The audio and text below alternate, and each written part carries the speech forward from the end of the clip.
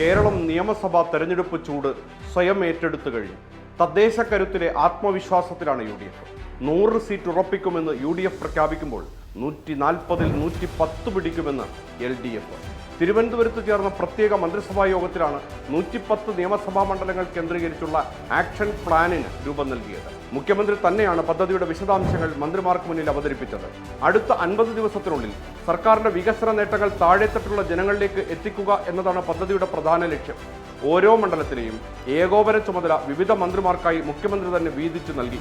മുഖ്യമന്ത്രിയുടെ ഓഫീസ് നേരിട്ട് തയ്യാറാക്കി പ്ലാൻ അനുസരിച്ച് ഭരണ നേട്ടങ്ങൾ ജനങ്ങളിൽ എത്തിക്കുന്നതിൽ ഇതുവരെ ഉണ്ടായ പോരായ്മകൾ പരിഹരിക്കാനാണ് ശ്രമിക്കുന്നത്. രാഷ്ട്രീയ സംഘടനാ തലത്തിലുള്ള ഇടപെടലുകൾക്ക് പുറമെ സാമൂഹിക മാധ്യമങ്ങൾ വഴിയുള്ള പ്രചാരണത്തിനും പ്രത്യേക പദ്ധതി യോഗം ആസൂത്രണം ചെയ്തു കഴിഞ്ഞു.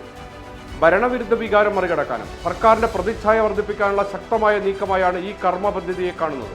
ഇതിനിടെ കേരളം ഉൾപ്പെടെ നിയമസഭാ തെരഞ്ഞെടുപ്പ് നടക്കാനിരിക്കുന്ന 4 സംസ്ഥാനങ്ങളിലേക്ക് നിരീക്ഷകരെ നിയമിച്ചിരിക്കുകയാണ് കോൺഗ്രസ്. സച്ചിൻ പൈലറ്റിനാണ് കേരളത്തിന്റെ ചുമതല. KJ ജോർജ്, ഇമ്രാൻ പ്രതാപ് ഗഡി, കനയ്യകുമാർ എന്നിവരാണ് കേരളത്തിലെ മറ്റ് നിരീക്ഷകർ. UDFന് തെരഞ്ഞെടുപ്പ് വിദഗ്ധൻ സുനിൽ കനഗോലുവിന്റെ തന്ത്രങ്ങളാണ് ഇത്തവണ കൂട്ടാവുക. ശബരിമല സ്വർണ്ണ തട്ടിപ്പിലടക്കം ഇടത് സർക്കാരിനെതിരെ തുടർ സമരങ്ങൾ നടത്താനും നിയമസഭാ തെരഞ്ഞെടുപ്പിൽ 100 സീറ്റുകൾ നേടാനുള്ള കർമ്മ പദ്ധതി ആവിഷ്കരിച്ചു കഴിഞ്ഞു. 2 ദിവസങ്ങളിലായി സുൽത്താൻ ബത്തേരിയിൽ നടന്ന KPCC ലക്ഷ്യ നേതൃക്യാമ്പിൽ നിന്നാണ് പുതിയ ഊർജം കോൺഗ്രസ് ആവാഹിച്ചത്. ജനുവരി അവസാനത്തോടെ തന്നെ ആദ്യഘട്ട സ്ഥാനാർത്ഥികളെ പ്രഖ്യാപിക്കും. അതിനു മുമ്പ് ആരും സ്വയം പ്രഖ്യാപിത സ്ഥാനാർത്ഥികളാകരുതെന്ന മുന്നറിയിപ്പും ക്യാമ്പിൽ നേതാക്കൾക്ക് നൽകി.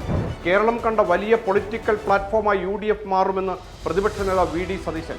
100 സീറ്റിലധികം നേടി UDF ഭരണത്തിൽ തിരിച്ചുവരുമെന്നും സതീശൻ. ഇരു മുന്നണികളും കച്ചകെട്ടി ഇറങ്ങിക്കഴിഞ്ഞു. പതിവ് പോലെ ഒരു കൈ നോക്കാൻ BJPയും രംഗത്തുണ്ട്. നിയമസഭാ തെരഞ്ഞെടുപ്പിൽ 30 സ്ഥാനാർത്ഥികളെ നേരത്തെ പ്രഖ്യാപിക്കാനാണ് BJP തീരുമാനം. ജനുവരി 12 തെരഞ്ഞെടുപ്പ് പ്രചാരണം തുടങ്ങും. നേമത്ത് രാജീവ് ചന്ദ്രശേഖറും കഴക്കൂട്ടത്ത് V മുരളീധരനും സീറ്റ് ഉറപ്പിച്ചു. K സുരേന്ദ്രന്റെ പേരാണ് പാലക്കാട്ട് സജീവ പരിഗണനയിലുള്ളത്.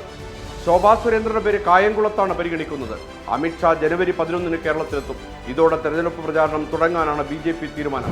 കേരളത്തിൽ ആദ്യം സ്വയം സ്ഥാനാർത്ഥി പ്രഖ്യാപനം നടത്തിയത് രാജീവ് ചന്ദ്രശേഖരാണെന്ന് മറക്കരുത്. ചുരുക്കത്തിൽ പ്രതീക്ഷയുടെ ജനുവരി മാസത്തിലാണ് എല്ലാ കക്ഷികളും ഉള്ളത്.